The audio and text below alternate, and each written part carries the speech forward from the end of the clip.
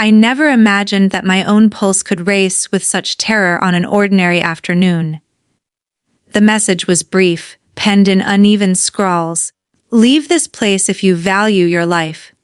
Barely 10 minutes passed before the sound of breaking glass echoed from the house next door. My fingers shook as I clutched that tiny piece of paper, pondering how my peaceful existence had spiraled into an unseen whirlwind. My name is Eleanor, and after all these years, I've come to understand that existence often delivers its teachings hidden in darkness. This tale revolves around discovering that bonds of trust, affection, and kinship can be delicate yet resilient simultaneously. It's also about how pardon, though initially burdensome and acrid, can become the most exquisite release. I've resided in my cozy dwelling for almost 2 decades in a community that has transformed so drastically it now seems alien. The youngsters I once saw toddling around have either departed or relocated, replaced by unfamiliar individuals drifting in and out. I mostly kept to my own world, nurturing my modest flower beds, exchanging pleasantries with those nearby over backyard barriers, and making trips to see my grandkids whenever possible. Days were uncomplicated. Evenings were serene until that message arrived. I recall being seated at my dining nook, the gentle afternoon glow filtering through the delicate fabric drapes, squeezing that note as if it were my sole anchor in a turbulent sea. Thoughts swirled chaotically. Who might have authored this? Who would aim to intimidate a senior lady like myself? The folks around me had always been courteous, a few even cordial. Yet dread possesses this insidious manner of slinking into the recesses of one's thoughts, murmuring uncertainties and gloom where clarity once reigned. I reached out to my daughter right away. Sophia, her tone typically bright and filled with joy, quivered with concern as she answered. "Mom, what's going on?" she inquired, her straightforward words laced with an intensity that knotted my insides. I described the message to her, my grip unsteady. "I'm not sure, sweetheart. I truly don't know the culprit." My sentence faded into silence. Sophia had always been my shield, despite the distance between our homes. In less than an hour she arrived at my doorstep, arms laden with provisions, a bouquet of vibrant blooms, and that reassuring presence she invariably exuded. "Mum," she murmured, dropping to her knees beside me. "We'll sort this out together. You're not facing it solo." In that instant, a truth I'd held dear my entire life resurfaced. Genuine care manifests precisely when trepidation attempts to barricade the way. We weren't left wondering for extended periods. The perpetrator turned out to be the adolescent offspring of my recent arrivals next door, a lad who'd entangled himself with unsavory companions. He'd issued warnings, convinced that I'd witnessed or overheard incidents I genuinely hadn't. It was unintentional on my part, but my backyard overlooked their parking area, and occasionally I'd catch glimpses. Minor disputes, visitors arriving and departing at odd hours. They likely perceived me as intrusive. Perhaps I was, to some degree. The showdown was charged with emotion. Sophia remained firmly by my side as I observed the boy's flushed countenance and stumbling explanations. I never intended," he muttered, but beneath the surface of his anxiety lay remorse, a profound embarrassment. Abruptly my chest, which had been thumping with fury and alarm, eased slightly. "I've known dread intimately," I uttered gently. "It gripped me too. Yet attempting to inflict harm on another is never the solution."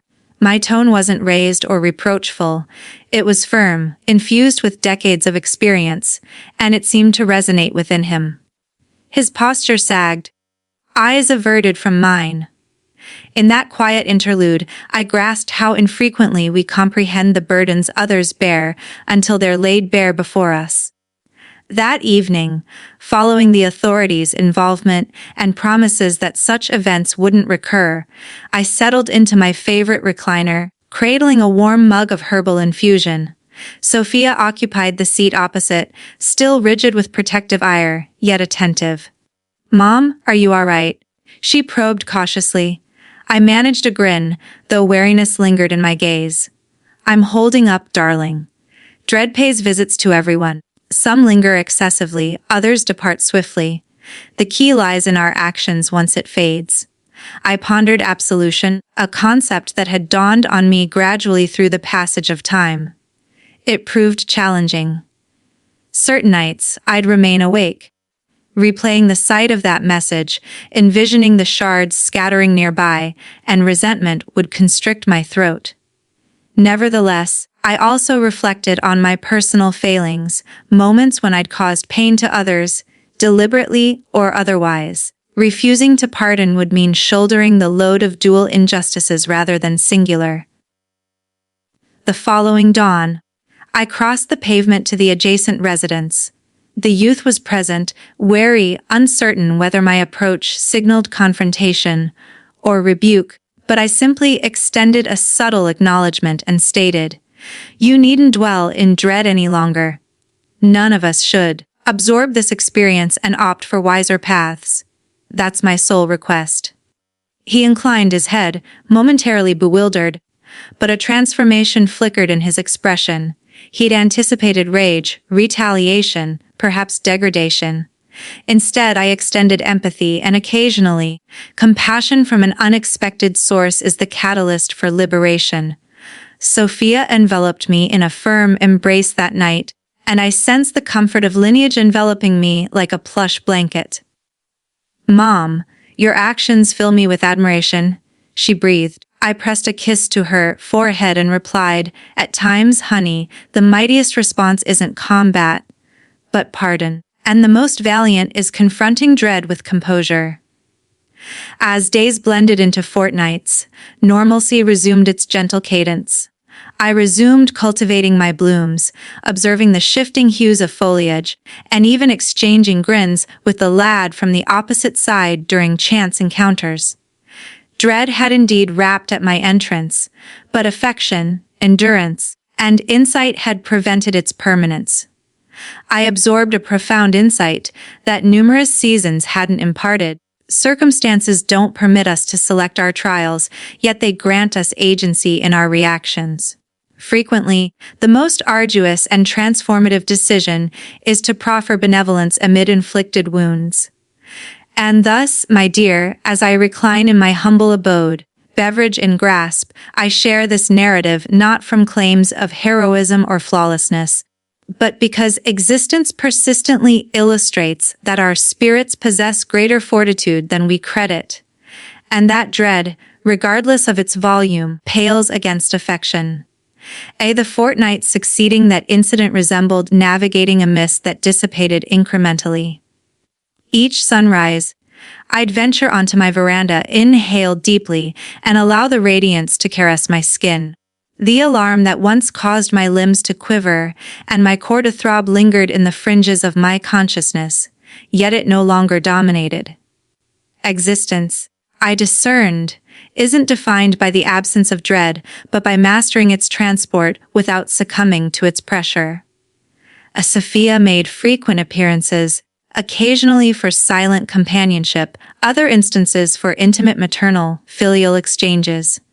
One midday, with beams dancing across the eating surface, she clasped my palms and declared, "Mom, your management of this displayed an unparalleled resilience. It inspires pride, yet it also concerns me. You ought not bear this burden unassisted." I beamed tenderly, creases etching deeper around my eyes. "Oh, sweetheart, burdens accompany living, indeed, but so do insights. Clinging to wrath resembles grasping a scorching ember, anticipating another's scorch. The sole sufferer is the clasper. I refuse to harbor dread or bitterness when affection lingers nearby." And affection, in its understated manner, began revealing itself unexpectedly. The youth from next door, the very one who'd instilled such fright, commenced aiding with minor tasks. Trimming the grass, hauling purchases when fatigue set in, or simply perching nearby in quietude as I recounted bygone tales. Trust didn't form instantaneously, nor was it effortless, but gradually it evolved into a tentative alliance, akin to flora emerging post-tempest. One twilight, as Sophia and I sipped infusions, observing the horizon swallow the light, I sensed an additional easing of the load. "Mom," she said softly, "I believe you've truly pardoned him. You've released it." Guy affirmed with a nod, a single droplet tracing my cheek. "Indeed, darling. Not due to simplicity or ease, but because retaining the anguish would impede my vitality. Pardon doesn't equate to erasure or denial of suffering. It signifies electing personal emancipation. In doing so, serenity emerges. Existence imparts its paramount teachings via adversities. That nocturnal hour, as I nestled under covers, reflections on dread, wrath, and pardon flooded my mind. I recalled how my spirit quaked over that fragment, how it fractured upon witnessing the lad's vulnerability, and how it reconstructed in unforeseen fashions. The essence, my dear, isn't that existence is secure or devoid of mishaps. It's that we possess options in responses. We may permit dread and wrath to proliferate like invasive growths, stifling inner splendor, or cultivate affection, tolerance, and comprehension despite difficulties. Occasionally, minuscule gestures of goodwill, a phrase, a gesture, a compassionate core, can expand into magnitudes beyond imagination. A lunar cycle's elapsed. The vicinity, formerly strained and distant, grew inviting. The youth charted a fresh course, free from aggression and trepidation, prompting my smiles to flow more naturally. Sophia frequently remarked, "Mom, you've granted him renewal. But crucially, you've afforded yourself the same." She spoke truth. Each instance of pardon, each preference for empathy over ire, rendered me unencumbered, liberated, and better equipped for forthcoming unknowns. At times, that's the ultimate boon, authorizing self-mending amid instability. At one midday, while tending to the thorny blooms in my plot, I halted to gaze skyward. Fluffy formations drifted lazily, golden rays cascading over the avenue. In that pause, I murmured to the breeze, "I possess greater resilience than realized, and affection surpasses dread." And that, my dear, is the insight I wish to impart. Existence will challenge, alarm, and occasionally shatter your essence. Yet it will also unveil pardon's grace, kinship's embrace, and the subdued might derived from selecting affection over simpler fury. I discovered that dread may approach your threshold, but it requires invitation to remain. Pardon isn't frailty, it's valor cloaked in gentleness. Above all, the grandest expressions of affection are often muted, tender, and inconspicuous. Yet they reshape realms. Should you ever grasp a note that unsettles your core, should dread's chill infiltrate your sanctuary, recall this: you eclipse the obscurity. Your spirit harbors pardon, your essence healing, and your days merit affection's pursuit. Ultimately, dread and suffering aren't foes but instructors, and that wisdom, my dear, sustains through solitary evenings into dawn's glow. But let me delve deeper into those early days after the incident, when every creak in the house sounded like an intruder and every shadow in the yard seemed to hold a threat. I remember one particular evening, just a few nights after the police had left, when I couldn't bring myself to turn off the lights. I sat in the living room, wrapped in my old knitted shawl that my late husband had given me decades ago, staring at the front door as if expecting it to burst open. The clock on the wall ticked loudly, each second amplifying my unease. Sophia had gone home after insisting I call her if anything felt off, but the silence of the house pressed in on me. I thought about picking up the phone a dozen times, but pride, or perhaps stubbornness, kept me from it. Instead, I brewed another cup of chamomile tea, hoping its soothing aroma would calm my nerves. As I sipped it slowly, I began to talk to myself, something I hadn't done since I was a child hiding under the covers during thunderstorms. "Eleanor," I said aloud, "you've weathered losses, raised a family, Buried loved ones. This is just a bump in the road. Voicing it helped a little, grounding me in my own history of survival. The next morning brought a surprise visitor. Not the young man, but his mother, a woman named Clara, who'd moved in only a month before with her son, Ethan. She stood at my door hesitant, holding a plate of homemade cookies, her face etched with worry lines that spoke of her own hardships. Mrs. Thompson, she began, using my last name formally. I can't begin to apologize for what my boy did. He's not a bad kid. He's just lost his way after his father left us. Her voice cracked, and I could see the exhaustion in her eyes, the kind that comes from single parenting and scraping by. I invited her in, not out of obligation, but because something in her story tugged at my own memories of raising Sophia alone after my husband passed. We sat at the kitchen table, the same one where I'd clutched that note, and shared the cookies. She told me about Ethan's troubles at school, how he'd started hanging out with older boys who promised excitement but delivered danger. He thought you were spying, she admitted, because you have that perfect view of our driveway. Paranoia from those friends of his. I nodded, sharing my side without accusation. How the note had shaken me to my core, how the breaking glass had made me question my safety in my own home. Our conversation stretched on, moving from the incident to lighter topics: her love for baking, my passion for gardening. Before she left, she hugged me unexpectedly, whispering, "Thank you for not calling the cops on him right away. You gave him a chance to explain." It was the first crack in the wall of isolation I'd built around the event. That afternoon, I ventured into my garden for the first time since the scare, pulling weeds with renewed purpose. The soil under my nails felt therapeutic, a reminder that growth persists even after disruption. As I worked, I noticed Ethan peeking from his window, quickly ducking when our eyes met. It wasn't hostility, it was curiosity mixed with guilt.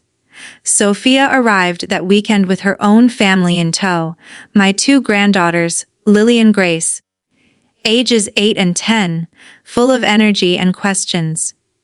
They bounded into the house like a whirlwind, filling it with laughter that chased away lingering shadows. "Grandma, why do you have police tape in your story?" Lily asked innocently after Sophia had vaguely explained the excitement to keep them from worrying.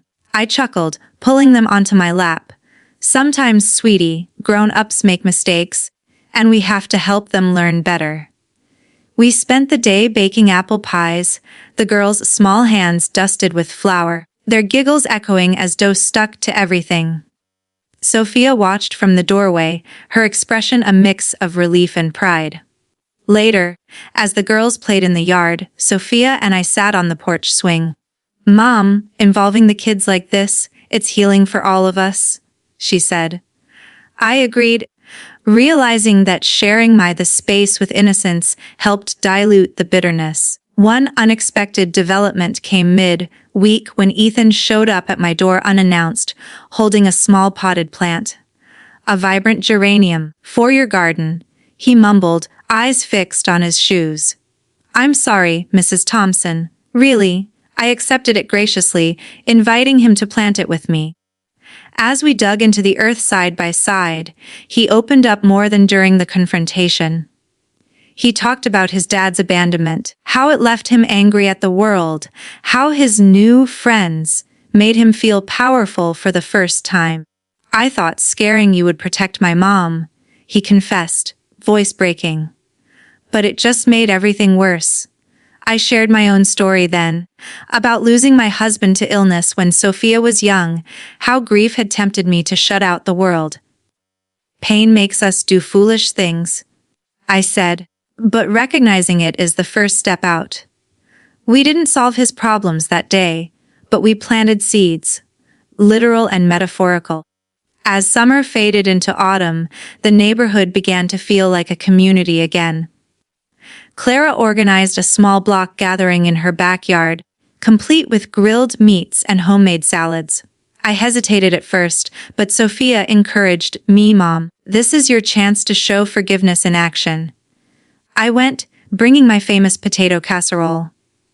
Ethan helped set up tables, avoiding eye contact at first, but by evening's end, he was laughing with other kids, including my granddaughters who'd come along. Clara pulled me aside midway through. Eleanor, you've changed him. He's talking about getting a job, staying away from those boys. I waved it off modestly, but inside, a warmth spread. Conversations flowed, neighbors sharing stories of their own scares, from burglaries to family disputes. It turned out I wasn't the only one who'd felt vulnerable. Opening up created bonds.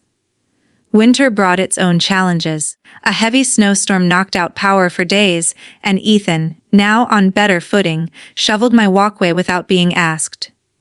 In return, I invited him and Clara for hot cocoa by the fireplace. We played board games, the crackling fire providing a backdrop to emerging trust. Sophia joined via video call one night, teasing Ethan about his improving chess skills. "See, Mom, family extends beyond blood," she said. I nodded, thinking how forgiveness had woven a new thread into my life tapestry. Spring arrived with blooms, mirroring my inner renewal. Ethan enrolled in a local trade program, aiming for mechanics, something stable. He still helped around the house, but now it felt mutual. I'd bake him treats, share gardening tips. One day, as we pruned roses together, he asked, "How did you forgive so quickly? I would have held a grudge forever." I paused, clippers in hand. I wasn't quick, Ethan. Nights of doubt, prayers for strength. But grudges are chains. Forgiveness is the key. He absorbed it quietly, and later, Clara told me he'd apologized to others he'd wronged. Through it all, Sophia and I grew closer. Weekly dinners became ritual, where we'd dissect life over roast chicken and vegetables. "Mom, your story should be a book," she joked once. I laughed, but it planted an idea, to journal these experiences, not for publication, but for my granddaughters. Pages filled with reflections, how a single note unraveled then reknit my world, how vulnerability invited strength, how love's quiet persistence outshone fear's clamor. Years later, looking back, the incident feels like a pivotal chapter in a longer novel. Ethan thrived, starting his own small repair shop, even hiring local youth to steer them right. Clara became a dear friend, our coffee chats a highlight. Sophia's family expanded with a grandson, and my home echoed with more joy. Neighborhood potlucks were annual, born from that first gathering. And me, I garden with vigor, heart light, knowing trials forge us. But let's circle back to those foggy weeks, when healing was raw. I recall a sleepless night where I wandered the house, touching familiar objects. A photo of my wedding day, Sophia's childhood drawings framed on the wall. Each item whispered resilience. I wrote letters I never sent, one to my younger self, warning of life's curveballs but promising growth, another to Ethan, expressing understanding without excusing. Burning them in the sink felt cathartic, ashes washing away with water. Community support surprised me too. Old neighbor Mr. Harlan, a widower like me, brought over soup, sharing his tale of a home invasion years prior. "Forgave the thief in my heart," he said, "kept me from bitterness." His words echoed mine to Ethan. We started a loose senior group, meeting for walks, discussing books on resilience. It expanded my world beyond my fence. Sophia's worry manifested in practical ways. She installed a security camera, taught me self-defense basics with laughter-filled sessions. "Punch like you mean it, Mom," she'd cheer. It empowered me, turning victimhood to preparedness. Ethan's redemption unfolded gradually. He volunteered at a youth center, mentoring kids like his former self. One evening, he shared, "Your kindness saved me, Mrs. Thompson. I was heading nowhere good." Tears welled. I hugged him like a grandson. We save each other. Son, granddaughter's visits added layers. Lily drew pictures of Grandma the Brave. Grace wrote poems about forgiving monsters. Their innocence reframed the story as adventure, not trauma. Seasons cycled, lessons deepened. A minor setback, a suspicious car lingering, tested me, but I called Sophia calmly, handled it without panic. Growth evident. Ultimately, this journey taught interconnectedness. One act ripples. My forgiveness inspired Clara to reconcile with her ex for Ethan's sake. Ethan helped a friend escape bad influences. Chain of positivity.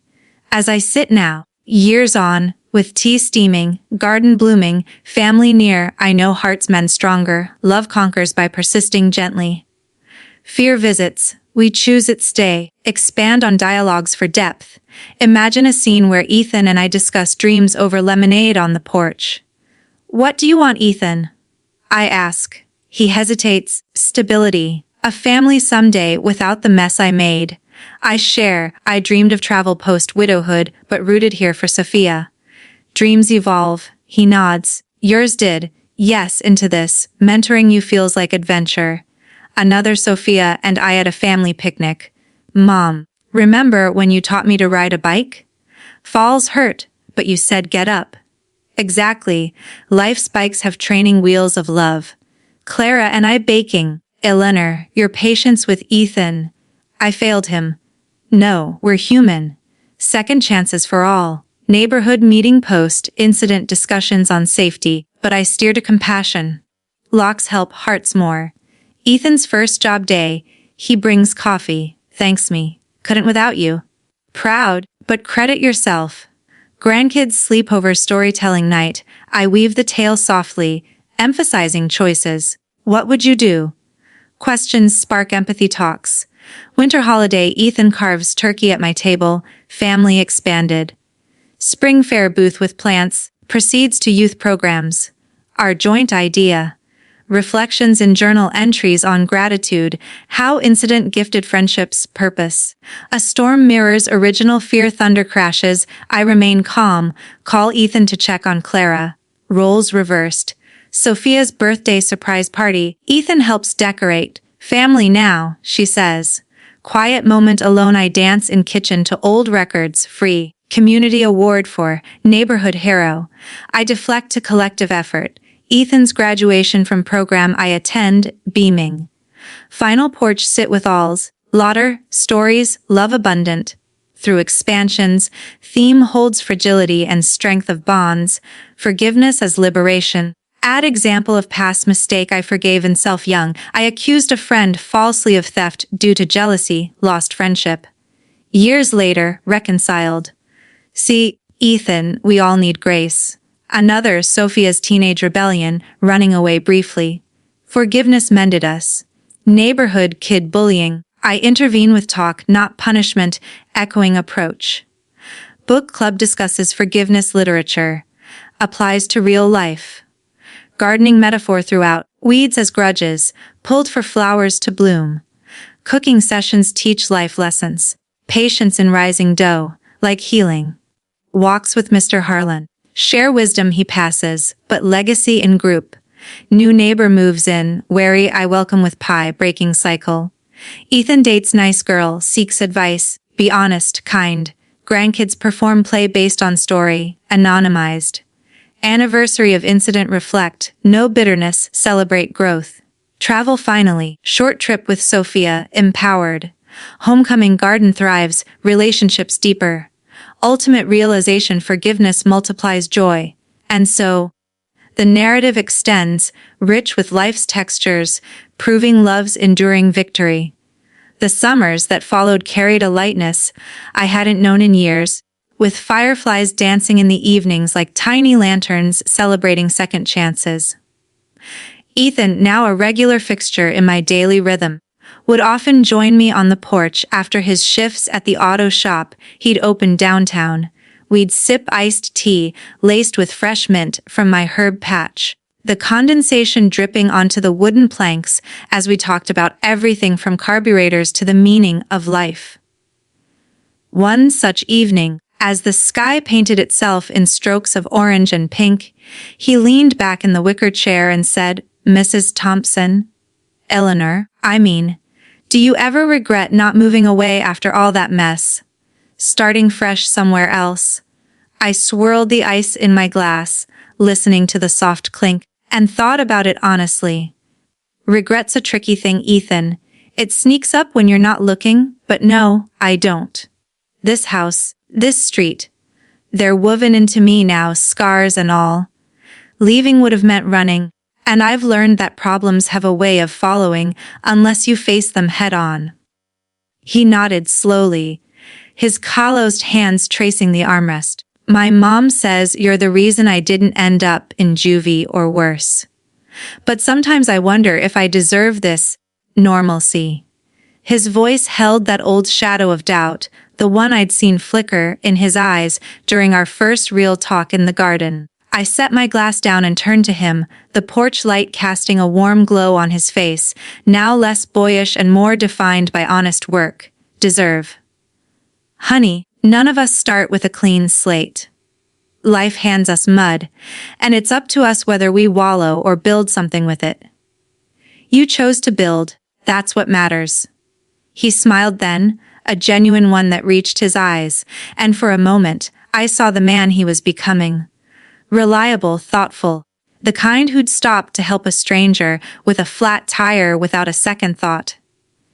Clara had shared stories of customers praising his fairness at the shop, how he'd undercharge single moms or fix things for free for the elderly. It warmed me more than any summer sun could.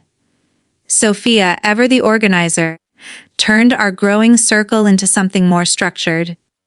She proposed a neighborhood watch, but not the suspicious kind with flashlights and paranoia. No, hers was about connection. Monthly potlucks where everyone brought a dish and a story, safety tips woven into casual chats over lemonade and pie. The first one was awkward, folks eyeing each other across folding tables in the community park, but by the third, laughter rang out as Mr. Harlan, before his passing, recounted his army days with exaggerated flair, making the kids howl.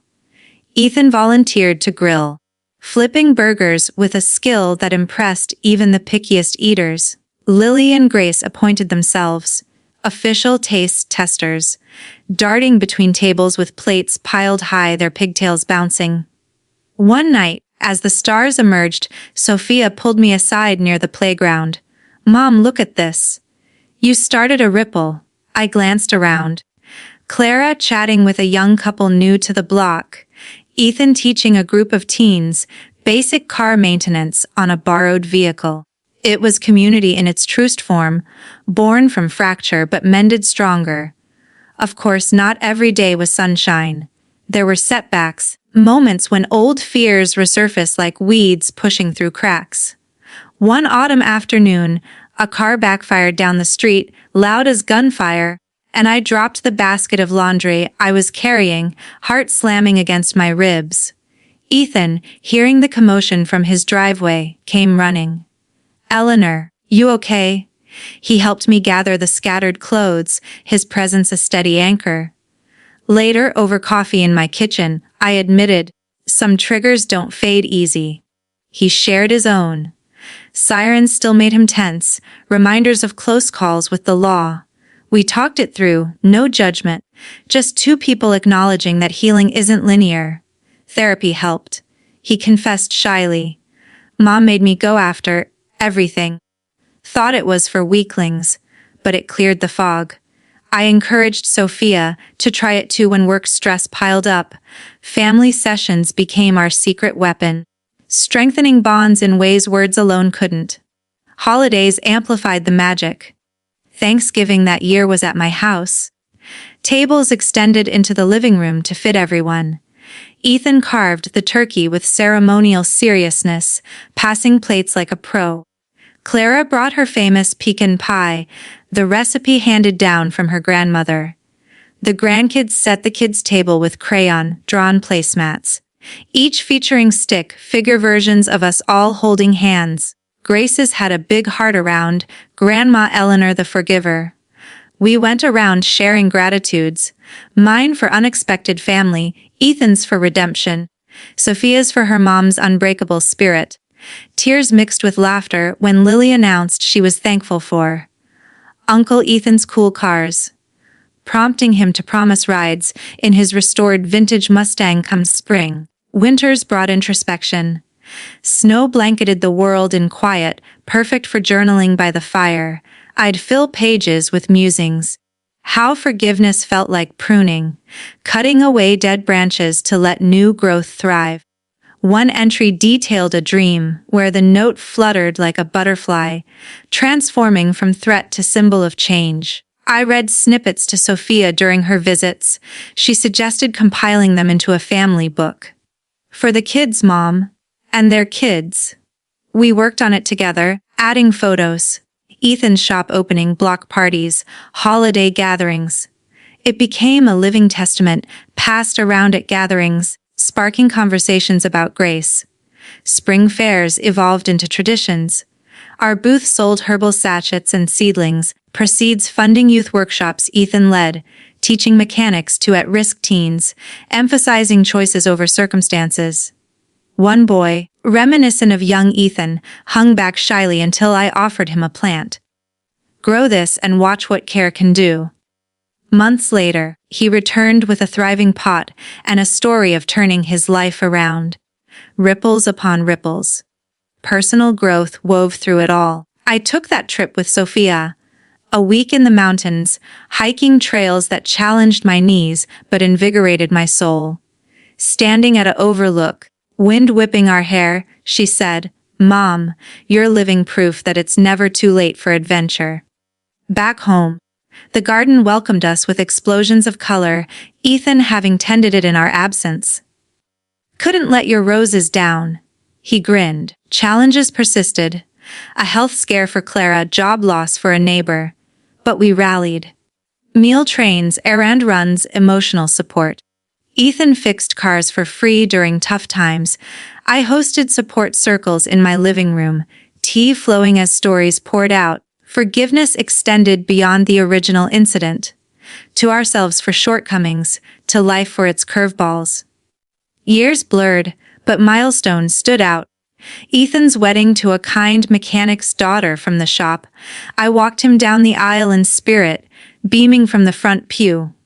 Sophia's promotion, grandkids' graduations, my 80th birthday, a surprise party in the park, speeches highlighting my quiet heroism. Ethan toasted to Eleanor, who taught me that hearts can expand to hold more love than we imagine. Through it all, the core remained bonds fragile yet unbreakable. Forgiveness a bitter pill turned sweet elixir. Fear knocked repeatedly. In news headlines, personal losses. But love answered the door, inviting understanding in. One quiet morning, pruning lavender as bees hummed, I reflected on that initial note. It had shattered illusions of perpetual peace, but unveiled depths of resilience. Ethan joined me, now a father himself, his toddler giggling in a carrier on his back. "Teaching him early about kindness," he said. I smiled, handing the child a soft bloom, cycles of good. As evenings wind down now, with family photos lining the walls and laughter echoing from the kitchen where Sophia and the grandkids bake, I know we've built a legacy.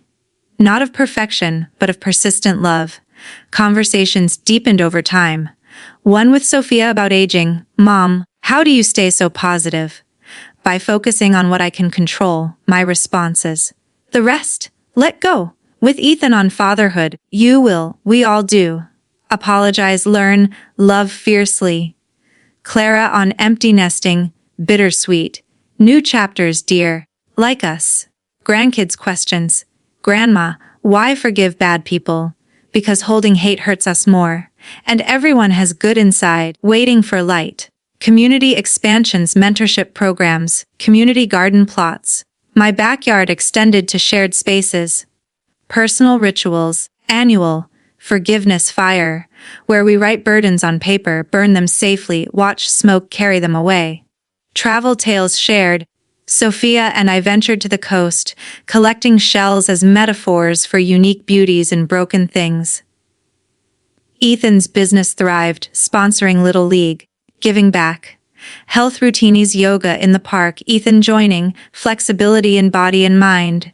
Book completed, self-published for family. Threads of grace. Anniversaries marked gently. On the incident's date, we plant a new tree, symbolizing growth from roots of pain. Ultimate peace. Knowing I've lived fully, loved deeply, forgiven freely. And so the story unfolds endlessly, a tapestry rich with human connection, proving that from a single act of courage, worlds can bloom.